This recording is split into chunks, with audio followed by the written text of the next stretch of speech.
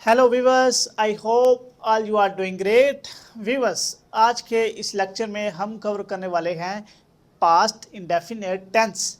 इसको उर्दू में हम फेल माजी मुतलक भी कहते हैं। ये ऐसा टेंस होता है जिसमें गुजरे हुए वक्त में किसी भी काम के मुतलक बात की जाती है, यानी कि कोई ऐसा काम जो हमने माजी में किया हो, खा वो एक सेकंड एक मिनट भी पहले क्यों ना किया गया हो, वो माजी का हिस्सा होता है, उसके मुतलक हम बात करते हैं। अब हम आ जाते हैं इसकी पहचान की तरफ कि इस टेंस को कैसे पहचाना जाता है, उर्दू में इस टेंस की क्या पहचान होती है। तो व्यूअर्स, उर्दू में इस सेंटेंस को पहचानने के लिए हमारे पास इसके फ़िक्रे के आखिर में अलिफ, छोटी ए, बड़ी ए, ता था, ती थी, ते थे वगैरह आता है। ये जब भी फ़िक्रे के आखिर में उर्दू में आ जाएं तो वो किस सेंटेंस के होते हैं? वो पास्ट इंडेफिनिट टेंस के होते हैं। मिसाल के तौर पर, मैं घर गया, आखिर में वर्ड आ रहा है गया।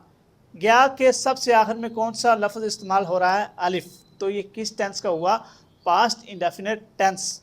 उसने खाना बनाया, इस सेंटेंस में जो वर्ड बनाया, इसके आखिर में क्या यूज़ हो रहा है? अलिफ। वो स्कूल गई, गई, यहाँ आखिरी वर्ड गई के आखिर में क्या इस्तेमाल हो रहा है? छोटी ये। तो ये हमारे पास क्या हो गया? ये हमारे पास पास्ट इंडेफिनिट टेंस हो गए, क्योंकि इनके आखिर में अलिफ, छोटी ये, बड़ी ये, ता था या ती थी वगैरह आता है। इसके बाद व्यूअर्स हम आ जाते हैं इसके सादा जुमले बनाने की तरफ। तो व्यूअर्स, सादा जुमला कैसे बनता है? सादा जुमला बनाने के लिए हमारे पास सबसे पहले इस सेंटेंस में सब्जेक्ट आता है प्लस वर्ब की सेकंड फॉर्म प्लस ऑब्जेक्ट आता है, यानी कि सब्जेक्ट प्लस वर्ब की सेकंड फॉर्म प्लस ऑब्जेक्ट आए तो हमारा पास्ट इंडेफिनिट का सादा जुमला कंप्लीट होता है। व्यूअर्स, इस टेंस में एक चीज़ आपको याद रखना होगी कि सादा जुमले में सब्जेक्ट खास सिंगुलर हों या प्लूरल हों, तब भी इसके साथ वर्ब की सेकंड फॉर्म ही इस्तेमाल होगी। इसके अलावा इसकी कोई भी फॉर्म को इस्तेमाल नहीं किया जाएगा। खा हमारे पास सब्जेक्ट सिंगुलर हो या प्लूरल हो, हमने just second form of the verb हमने उसको यूज़ करना है। मिसाल के तौर पर, हमने खाना खाया, कि हमने खाना खाया, इस सेंटेंस में हमारे पास आखिरी लफ्ज़ है खाया, और आखिरी लफ्ज़ के आखिर में कौन सा लफ्ज़ आ रहा है? अलिफ। तो ये कौन सा हुआ? ये हमारा पास्ट इंडेफिनिट का हुआ, क्योंकि हमने पहचान में पढ़ा था कि फ़िक्रे में जब भी अलिफ छोटी या बड़ी आ जाए तो वो हमारे पास पास्ट इंडेफिनिट का होगा। तो अब हमारे पास इसको बनाने का तरीका कुछ यूँ होगा कि हमारे पास सब्जेक्ट हम, वी उसकी इंग्लिश आएगी, प्लस वर्ब की फर्स्ट फॉर्म ईट, ये हमारे पास खाना, खाना उसकी सेकंड फॉर्म होगी ate, plus object we ate food, के हमने खाना खाया। तो ये हमारे पास क्या हो गया? पास्ट इंडेफिनिट का सिंपल सेंटेंस। ऐसे ही है, वो स्कूल गई, वो स्कूल गई, इस सेंटेंस में हमारे पास सब्जेक्ट कौन सा है? वो, शी। इसके बाद गो, ये फर्स्ट फॉर्म जाना की इंग्लिश होती है, तो इसकी सेकंड फॉर्म हमारे पास क्या होती है? वेंट, शी वेंट, कहाँ गई?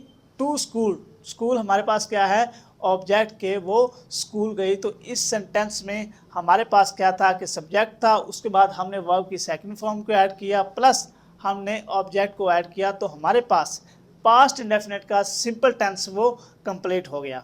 अब हम चलते हैं इसके मनफी जुमलों की तरफ। मनफी जुमलों को कैसे बनाया जाता है? तो व्यूअर्स, उसके सेंटेंस स्ट्रक्चर में हमारे पास सबसे पहले सब्जेक्ट आएगा, प्लस यहाँ हमारे पास एक ही हेल्पिंग वर्ब आएगा, वो आएगा did not. Subject plus did not, plus जब डिड नॉट लग जाएगा तो हम वर्ब की फर्स्ट फॉर्म को यूज़ करेंगे। यहाँ वर्ब की सेकंड फॉर्म ने यूज़ की जाएगी, क्योंकि इसमें हमने हेल्पिंग वर्ब डिड नॉट का यूज़ किया। जब डिड नॉट यूज़ होगा तो वर्ब की कौन सी फॉर्म होगी?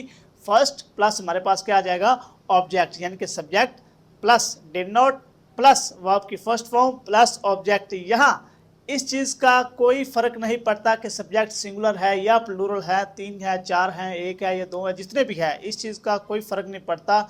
इसमें सिर्फ हमारे पास एक ही हेल्पिंग वर्ब है, वो है डिड नॉट, और डिड नॉट लगने के बाद हमारे पास जो वर्ब की फॉर्म क्या हो जाएगी? वो हमारे पास पहली हो जाएगी। मिसाल के तौर पर हमारे पास पहला जुमला आ जाता है, हमने खाना नहीं खाया। तो ये कौन सा हो गया? नेगेटिव, पास्ट इंडेफिनिट का नेगेटिव, क्योंकि यहाँ नहीं, नॉट का जिक्र हो रहा है, तो हम इसको कैसे बनाएंगे। हमारे पास पहले आएगा सब्जेक्ट, सब्जेक्ट क्या है वी, प्लस हमने क्या कहा था डिड नॉट, ये helping verb we did not. जब हमने डिड नॉट को लगा लिया, हेल्पिंग वर्ब को लगा लिया, तो हमारे पास वर्ब की फॉर्म कौन सी आएगी, first. We did not eat, eat खाना, खाना, तो उसकी इंग्लिश क्या होगी ईट, और वो उसकी फर्स्ट फॉर्म है तो वो ईट वैसे ही आएगा। क्या नहीं खाया, we did not eat food, कि हमने खाना नहीं खाया, तो ये इसकी क्या होगी सेंटेंस स्ट्रक्चर। हमने डिड नॉट को यूज़ करते हुए वर्ब की फर्स्ट फॉर्म लगाई और टेंस को मुकम्मल किया। ऐसे ही आ जाता है वो घर नहीं गई, तो यहाँ हमारे पास सब्जेक्ट क्या है शी, वो। आगे प्लस हमारे पास हेल्पिंग वर्ब कौन सा आएगा डिड नॉट, प्लस जब डिड नॉट लगेगा तो हमारे पास वर्ब की कौन सी फॉर्म आएगी first. She did not go to, कहाँ नहीं गई, होम, तो होम हमारे पास क्या है सब्जेक्ट। तो व्यूअर्स ये आपको समझ आ गई होगी कि सवालिया किस तरीके से बनाया जाता है। सब्जेक्ट प्लस डिड नॉट जब लग जाएगा तो ये रूल है कि डिड नॉट के बाद हम वर्ब की फर्स्ट फॉर्म यूज़ करते हैं प्लस ऑब्जेक्ट। अब चलते हैं हम सवालिया की तरफ। तो व्यूअर्स सवालिया सेंटेंस में हम क्या करते हैं कि जो डिड होता है हेल्पिंग वर्ब उसको सबसे पहले ले आते हैं, did plus subject plus verb की फर्स्ट फॉर्म, क्योंकि डिड यूज़ हुआ तो वर्ब की फर्स्ट फॉर्म यूज़ होगी, plus object, did subject plus verb की फर्स्ट फॉर्म प्लस ऑब्जेक्ट। मिसाल के तौर पर हमारे पास पहला सेंटेंस है क्या हमने क्रिकेट खेली, इसमें क्या पूछा जा रहा है सवाल, तो इसका स्ट्रक्चर कुछ यूँ होगा, पहले हमारे पास डिड आएगा, डिड, आगे हमारे पास क्या है सब्जेक्ट, डिड वी हमारे पास क्या है सब्जेक्ट, हमने आगे क्या है वर्ब की फर्स्ट फॉर्म आएगी डिड वी प्ले, और उसके बाद हमारे पास क्या है ऑब्जेक्ट, ऑब्जेक्ट हमारे पास क्या है क्रिकेट की, डिड वी प्ले क्रिकेट की, क्या हमने क्रिकेट खेली। ऐसे सेकंड नंबर पर आ जाता है क्या वो घर गए, इसमें क्या पूछा जा रहा है सवालिया, और ये कौन सा है पास्ट इंडेफिनेट का। तो यहाँ हम क्या करेंगे कि हमारे पास सवालिया में सबसे पहले क्या आता है हेल्पिंग वर्ब, हेल्पिंग वर्ब क्या है डिड सबसे पहले आ जाएगा, डिड दे हमारे पास क्या है सब्जेक्ट, और जब डिड लग गया तो इसके बाद वर्ब की कौन सी फॉर्म आएगी फर्स्ट, प्लस हमारे पास सब्जेक्ट क्या है home, did they go home, कि क्या वो घर गए। तो व्यूअर्स आपको समझ आ गई होगी कि सवालिया बनाने के लिए हम क्या करते हैं कि जो डिड वो सबसे पहले हेल्पिंग वर्ब है, उसके बाद सब्जेक्ट, उसके बाद डिड लगने के बाद हम वर्ब की फर्स्ट फॉर्म को यूज़ करते हैं, प्लस हम क्या करते हैं कि ऑब्जेक्ट को यूज़ कर देते हैं।